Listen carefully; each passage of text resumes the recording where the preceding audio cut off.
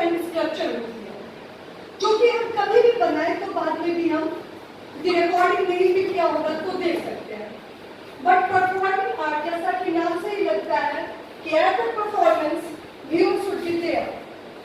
यदि आपको रिकॉर्डिंग का जमाना आ गया है, think about previous time when there was no camera,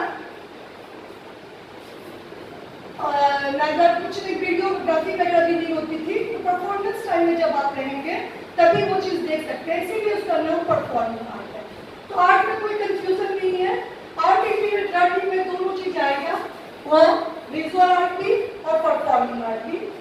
अब आर्ट इंटीग्रेटेड लर्निंग है क्या?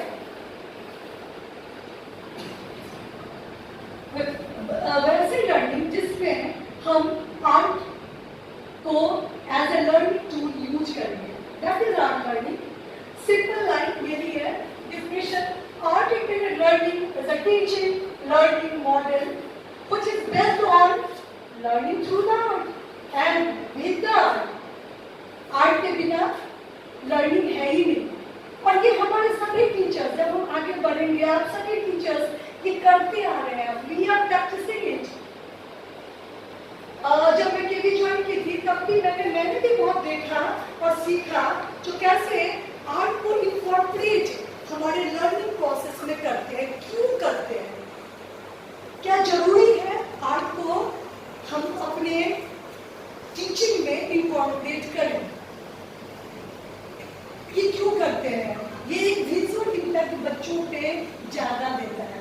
हमारा मेन ऑब्जेक्टिव क्या है? Learning should be there and in joyful environment, not in boring environment. Otherwise, children will not understand anything. तो हम objective की तरफ, आर्ट जो है बहुत तरह से, जैसे ड्राइंग, म्यूजिक, डिफरेंट जो हम लोग डांस, आर्ट का इंटीग्रेशन होता है। ये थोड़ी सी हमारी टीचिंग टेक्निक बदल जाएगी जब हम प्राइमरी में पढ़ाएंगे, अपर प्राइमरी में पढ़ाएंगे, तो ऑब्जेक्टिव भी धीरे धीरे चेंज होगा। सबसे पहले प्राइमरी लेवल में जो लर्निंग है शुड बी जॉयफुल। बच्चे खुश होंगे, इंजॉय करके, तो उनकी लर्निंग अपने आप कंप्लीट हो जाएगी। हाफ पार्ट नहीं डन हो गया, if they be joyful mood, then they will automatically learn. So हमारा जो आर्ट इंटीग्रेशन करके लर्निंग जॉयफुल ज्यादा होती है। कैसे होती है ये आगे हम प्रोसीड करके बताएंगे। देखिए, जो बच्चे हैं उन्हें हमारे इन्वायरमेंट से अवेयर कराना है। जैसे प्लांट का क्या महत्व है, पर्सनल रोल, जो हमारे जो एनिमल्स हैं वो भी हमारे लिए उतने ही जरूरी है। ये सब चीजें बच्चों में अवेयरनेस पैदा करना भी आर्ट इंटीग्रेटेड लर्निंग का एक ऑब्जेक्टिव है। और हम लोग जब टीचर डायरी में लिखते हैं तो एक कॉलम लगता है जो how it is related to other subject. तो कोई भी सब्जेक्ट एक डायरेक्ट में उसे सीमित नहीं रखना है, इट शुड बी इंटरडिसिप्लिनरी। हर एक सब्जेक्ट का दूसरे सब्जेक्ट के साथ, कहीं हम यदि आर्ट पढ़ा रहे हैं तो उसके थ्रू हम मैथ्स भी बता सकते हैं बच्चों को। मैथ्स बता रहे हैं, जैसे हम एक घट बनाना भी सिखाएंगे तो पहले बच्चे ट्रायंगल 3 शेप में बनाओ, और जब 3 शेप मिल जाएगा जब से हट में तो वो ट्रायंगल है। तो interdisciplinary approach should be there. Next point, बच्चों में बच्चे बहुत ही ऑब्जर्व करते हैं, वो क्लासरूम का एटमॉस्फेयर आपको, तो उनमें ऑब्जर्वेशन जो पावर है, we should have to increase that. They all have some creative things, so we have to take out that creativity. सब बच्चे क्रिएटिव हैं। कभी कभी हम गलती करते हैं, जैसे उन्हें बोलते हैं ऐसे ही हट बनाओ, no, we should have to feel them. उनके मन में हट एक घर सोच के क्या आता है feelings, they should have to express them. तो आर्ट में ऐसा डिफाइन नहीं करना है, वो they should have to be free so that they will explore their creative things in their world. Or it shows that they can learn. तो मैंने बहुत सारा प्रोजेक्ट करवाया हुआ है त्रिपुरा एंड मिजोरम के। मेरा यूट्यूब चैनल में इसका लिंक भी होने से बच्चों ने बहुत ढेर सारा काम किया। उसके थ्रू, आर्ट के थ्रू बच्चों ने वहाँ के कल्चर को जाना।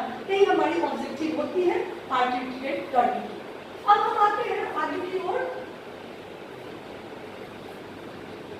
एंगल होता है तो वो उसका क्या होता है, तीनों जो आपका एंगल होगा उसका एडिशन कितना है, तो 180 डिग्री। तो बच्चे करके, ड्रॉ करके और बार बार नाप के वो कर सकते हैं through art. They can learn. Sorry teachers, I am not the teacher of any specific subject, other subjects, but this you can teach, and you are teaching, I know. In this way, art के through अपने subject का उनमें ला सकते हैं। Interdisciplinary connection होगा, जैसे हम किसी लिटरेचर को पढ़ा रहे हैं, हाँ, और उसको एक्ट के थ्रू बच्चों को करवाएं, तो बच्चे स्टोरी नहीं समझना है कोई, तो वो भी आप आर्ट के एक्ट करेगा, उसमें वो रोल प्ले करेगा, डिफरेंट डायलॉग्स रहेंगे, तो they can develop their language skills as well. Artistic skills को डेवलप हो ही नहीं है, क्योंकि जब हम आर्ट डाल रहे हैं। अब बच्चों में इस टाइम में कैसे दूसरे के प्रति respect, care, empathy and compassion, ये सारी जो उनमें जो गुण, नजर की गुण जो हमें डालनी है, आर्ट इंटीग्रेटेड लर्निंग के थ्रू हम लोग ज्यादा बेटर वे में कर सकते हैं। एक rich heritage and cultural diversity के बारे में उन्हें बता के नेशनल इंटीग्रिटी की भावना हम अपने बच्चों में वो अच्छे से डाल सकते हैं।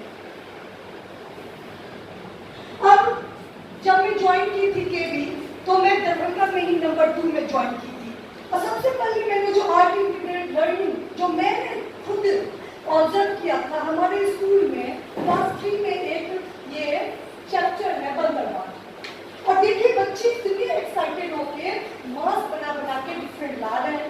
Since I was the art teacher, so they were showing to me, जो मैम ये कैसा है या इसमें और क्या करें, and they were so excited, they were so happy। हम बोले what are we doing? That all are making masks। तो बोले कि मैम आज हम लोग को चैप्टर बंदरबाग है और उसमें मास्क बना के हम लोग करके रोल एक्ट करें। इसमें मेनली जो ये आप लोग पढ़ा रहे होंगे, पता होगा जो बच्चों में ये करना है, जो आपस में फूक नहीं करो, इंटीग्रेट हो। यदि आपस में आपकी ये होगी तो दूसरा इसका फायदा उठाएंगे। हमें देना है बच्चों को ये लेसन, एंड थ्रू एक्ट वो लोग मास्क बना के और इतना इंजॉय करिए। और आप ही लोग ले रहे थे क्लास, मुझे अभी तक याद है, इसीलिए मैंने पहला अपना आर्ट इंटीग्रेटेड लर्निंग का जो मैंने एक्सपीरियंस किया है KV teacher, and I was very happy. वो बच्चों में इतना ज़्यादा उसको लर्न, इंजॉय, और उन्हें बात तक याद रहती है। जब वो अपर में आते हैं तो मास्क मेकिंग एक एक्टिविटी होती है जो मैं करवाती हूँ आर्ट में, और बच्चे पहले से मास्क बनाए रहते हैं, तो वो इतने बढ़ चढ़ के भाग ले रहे थे। थोड़ा सा जैसे जैसे एज होगा तो वो मैं थोड़ा सा मॉडिफाई, क्योंकि मेरा तो आर्ट का क्लास है, बट वो कर चुके रहते हैं। और वो जो हमें जो हमारा जो ऑब्जेक्टिव है बच्चों को जो डालना थ्रू आर्ट, बहुत अच्छे से मैंने इस चैप्टर में देखा। अब आते हैं, ये तो प्राइमरी की बात हो गई, अब मैं आती हूँ सेकेंडरी में। यहाँ एक चैप्टर है साइंस में, metal and non metal.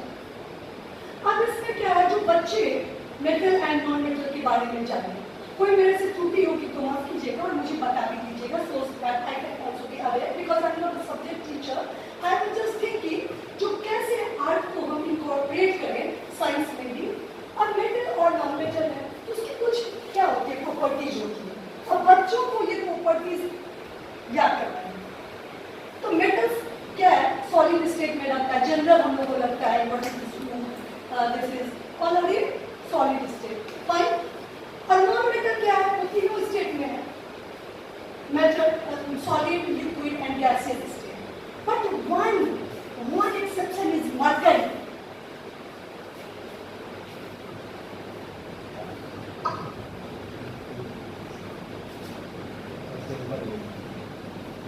Yeah, exception is mercury and then. अब ये मरकरी है, अब बच्चों को कैसे दी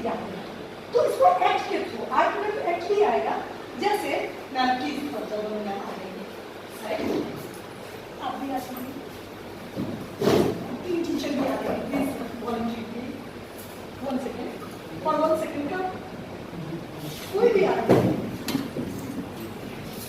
क्योंकि बच्चे को तो हम ऐसे एग्जाम्पल देते कहते हैं, सब आ जाएंगे सर। अब ये सारा मेटल एंड नॉन मेटल है। अब इसमें हम बच्चों को जो बॉयज गर्ल्स हैं उन्हें ऐसे ले आएंगे और क्या करेंगे, जितनी प्लीज मैम लोग एक साइड आ जाएंगे और जितने सर हैं एक साइड भी। अब ये बोलेंगे तो दीज आर क्या है, ये मेटल बेटा अलग एक गुण है, जेंडर ही अलग है, और ये क्या है नॉन मेटल।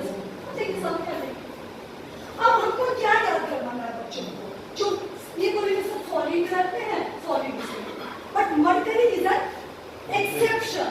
अब ये मुझे याद करवानी है, तो यहाँ अब ये दोनों में क्या है, समास में है, ठीक, एक मंसारी में है। अब ये ऑल्दो ये मेटल है बट इनकी गुण क्या है, जो रूम टेम्परेचर पे ये लिक्विड में रहेंगी, so this is different, little bit different from others. So come forward है, सो दिखाएंगे, so this is exception, so this mercury, और इसका हम अपना सिंबल भी लिख देंगे, तो this is although metal but at room temperature इसका जो स्टेट है वो लिक्विड है। तो शायद बच्चे थोड़ा सा उन्हें याद रखें। Thank you ma'am, thank you sir, take your seat. एक चीज और आता है जहां तक मुझे याद आ रही है अपने टाइम में, एक ग्रेफाइट, ग्रेफाइट क्या है, नॉन मेटल है बट वो मेटल होते हैं सारे conductor of heat and electricity. और ग्रेफाइट जो है वो नॉन मेटल है बट वो कंडक्टर ऑफ इलेक्ट्रिसिटी होता है। ये एक्सेप्शन भी बच्चों को याद करना थोड़ा मुश्किल लगता है। जो देखिए जो अच्छे हैं, क्विक है, एडेप्टर, वो तो समझ ही जाते हैं। तो आज ऐसे ही में हम लोग एक ऐसी तरह से सीन क्रिएट कर सकते हैं, ग्रेफाइट का लिए आएगा पूरा है, और डायरेक्ट टच करोगे तो जो भी हीट का जहाँ फ्लो हो रहा है, कंडक्शन हो रहा है, तो आपका हाथ पक जाएगा। तो यहाँ जो है ये हैंडल में इस तरह से डाला गया। एक जब रिपेयरिंग का कुछ काम होता है इलेक्ट्रिसिटी वगैरह का, तो पूरे फ्लैग हम पीछे में डालते हैं या wooden stool, because what is the non conductor of electricity. तो ये सेव करने के लिए, और इस तरह से बच्चे अवेयर भी होंगे और थ्रू आउट हम उन्हें ये चीज ज्यादा अच्छे ढंग से आई थी, उनको याद रहेगी, उन पे वो चीज इंटैक्ट ज्यादा करेगा। This is my thinking, please sir. अब मैं थोड़ा चली जाती हूँ सीनियर सेकेंडरी, सेकेंडरी तक आई, थोड़ा सीनियर सेकेंडरी में पीरियडिक टेबल। फाइन, अब पीरियडिक टेबल में बच्चों को बहुत सारा, उतना मुझे भी जानकारी नहीं है, एस ब्लॉक, पी ब्लॉक, कौन से ग्रुप में कौन सा ये आता है। अब बच्चा सभी पजल, इतना चीज कैसे याद रखे। तो ये टेक्निक मैंने देखा है, टीचर जो टेक्निक डाल देते हैं, एक लिरिकल कुछ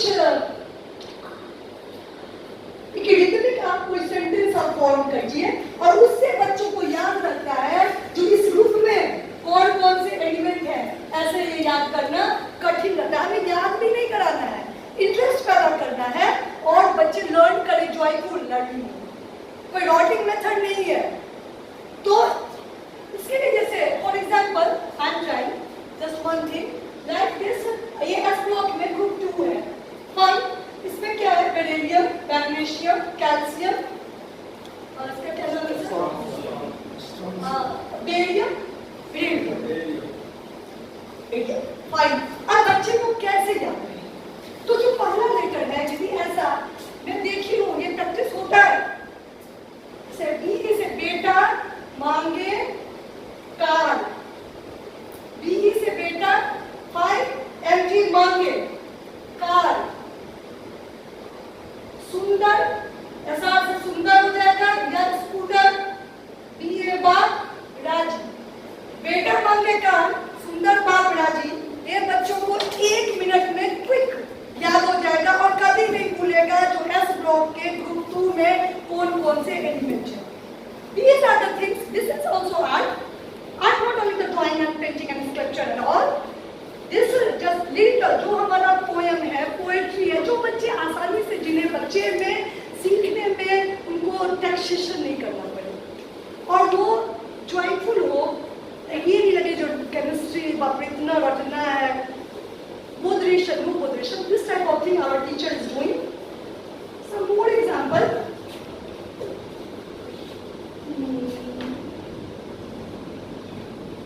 हमारा जो तीन लोग है इसमें जो 15 है, तो ये N से दे सकते हैं जो हमारा नाइट्रोजन है, फास्फोरस, आर्सेनिक, तो ऐसा हो सकता है न्यूज पेपर आज सब बिकेगा।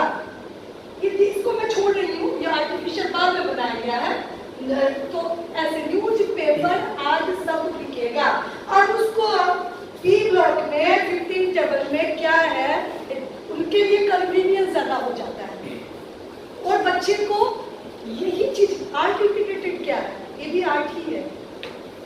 Everything is art, that is that beautifying, that simplifying the process, that is art and we are integrating it. Thanks to all of you to give so valuable time of yours